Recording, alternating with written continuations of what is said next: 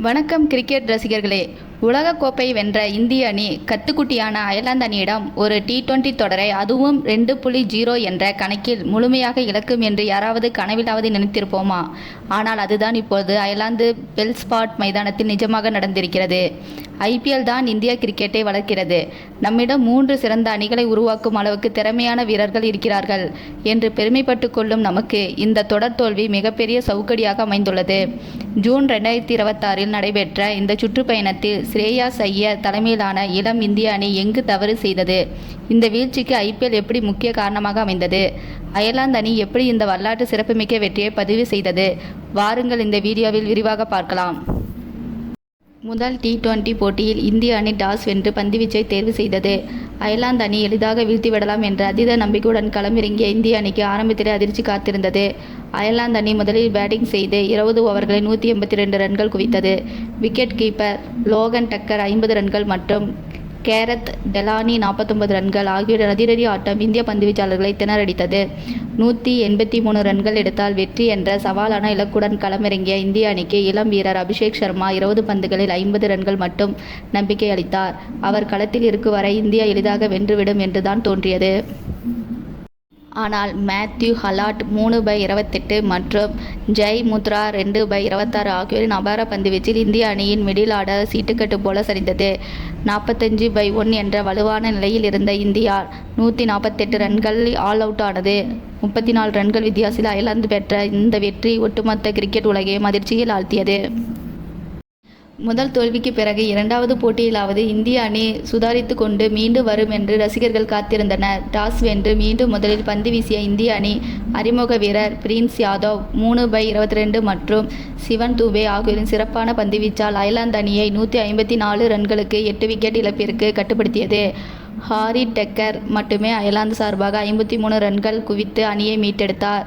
155 ரன்கள் என்ற எளிய இலக்கை துரத்திய இந்திய அணிக்கு ஆரம்பமே பேரதிர்ச்சியாக அமைந்தது.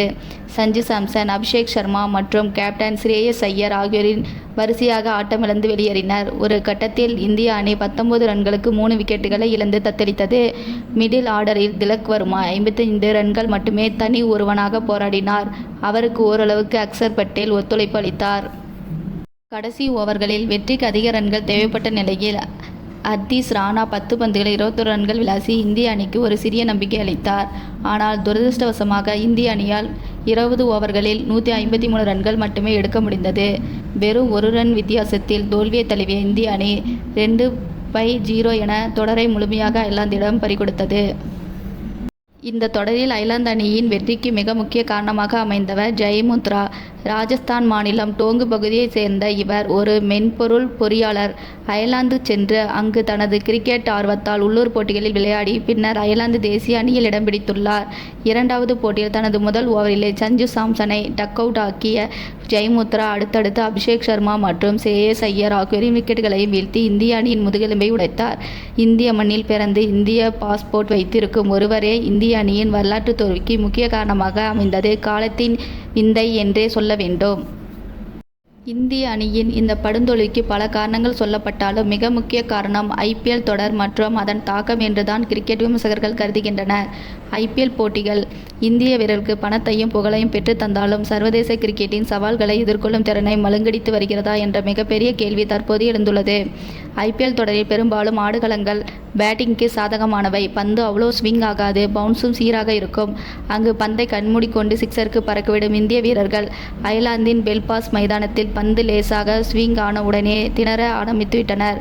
ஸ்விங் மற்றும் சீம் ஆகும் பந்துகளை எப்படி எதிர்கொள்வது, கால்களை எப்படி நகர்த்துவது என்ற அடிப்படை தொழில்நுட்பம் பல முன்னணி வீரர்களிடம் மிஸ் ஆனது.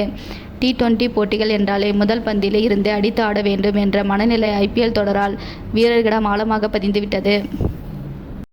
ஆடுகளத்தின் தன்மைக்கு ஏற்ப தங்களை மாற்றிக்கொண்டு விளையாடும் பொறுமை பலரிடம் இல்லை. இரண்டாவது போட்டியில் 155 ரன்கள் என்ற எளிய இலக்கை துரத்தும் போது நிதானமான பார்ட்னர்ஷிப் அமைத்தாலே எளிதாக வென்றிருக்கலாம். ஆனால் மோசமான ஷாட் செலெக்ஷன் காரணமாக விக்கெட்டுகளை அள்ளி வழங்கினர். தொடர்ச்சியாக பல மாதங்கள் IPL மற்றும் உலகக்கோப்பை என இடைவிடாமல் விளையாடி சோர்வு வீரர்களின் உடல் மற்றும் மனதளவில் அப்பட்டமாக தெரிந்தது. எந்த ஒரு போட்டியிலும் முழுமையான உத்வேகத்துடன் அவர்கள் செயல்படவில்லை. நாம் உலக சாம்பியன் கண்கள். அயர்லாந்து ஒரு கத்துக்குட்டி அணி, அவர்கள் எளிதாக வீழ்த்திவிடலாம் என்ற அதீத அலட்சிய போக்கும் இந்த தோல்விக்கு ஒரு முக்கிய காரணம். எந்த ஒரு சர்வதேச அணியையும் குறைத்து மதிப்பிடக்கூடாது என்பதை அயர்லாந்து அணி இந்தியாவிற்கு உணர்த்தியுள்ளது. புதிய தலைமை பயிற்சியாளர் கௌதம் கம்பீர் பொறுப்பேற்ற பிறகு இந்திய அணி சந்திக்கும் சறுக்கல்கள் தொடர்ந்து கொண்டே இருக்கின்றன. ஏற்கனவே சொந்த மண்ணில் நியூசிலாந்துக்கு எதிரான டெஸ்ட் மற்றும் ஒருநாள் தொடர்களில் ஏற்பட்ட அதிர்ச்சி தோல்விகளை அடுத்து தற்போது கத்துக்குட்டி அயர்லாந்திடம் அடைந்துள்ள இந்த வரலாற்று தோல்வி கம்பீருக்கு பெரும் நெருக்கடியை ஏற்படுத்தியுள்ளது. அதேபோல் முதல் முறையாக T20 அணியின் முழுநேர கேப்டனாக பொறுப்பேற்ற ஸ்ரேயாஸ் ஐயருக்கு இது ஒரு மறக்க முடியாத கசப்பான தொடக்கமாகவே அமைந்தது. கேப்டன்சியில் அவர் இன்னும் பல நுணுக்கங்களை கற்றுக்கொள்ள வேண்டியிருக்கிறது என்பதை இந்த தொடர் உணர்த்தியுள்ளது. அயர்லாந்து அணியின் இந்த வரலாற்று சிறப்புமிக்க வெற்றி அவர்களுக்கு ஒரு மிகப்பெரிய கொண்டாட்டம் மட்டுமல்ல, உலக கிரிக்கெட்டிற்கும் ஒரு மிக சிறந்த செய்தியாகும். கிரிக்கெட்டில் சிறிய அணி பெரிய அணி என்ற பாகுபாடு குறைந்து வருகிறது. எந்த அணியும் எந்த நாளிலும் யாரை வேண்டுமானாலும் வீழ்த்தலாம். அதே நேரத்தில் இந்திய அணி நிர்வாகம் தங்களது அணுகுமுறையை உடனடியாக மாற்றிக்கொள்ள வேண்டிய கட்டாயத்தில் உள்ளது. வெறும் IPL சாதனைகளை மட்டும் வைத்துக்கொண்டு வெளிநாடுகளில் ஆடுகளம் சற்று சவாலாக மாறும்போது தாக்குப்பிடிக்க முடியாது என்பது மீண்டும் ஒரு முறை நிரூபணமாகியுள்ளது. BCCI மற்றும் அணி நிர்வாகம் விழித்துக்கொண்டு தகுந்த நடவடிக்கை எடுக்காவிட்டால் வருங்காலங்களில் இதுபோன்று இன்னும் பல அதிர்ச்சி தோல்விகளை இந்திய அணி சந்திக்க நேரிடும்.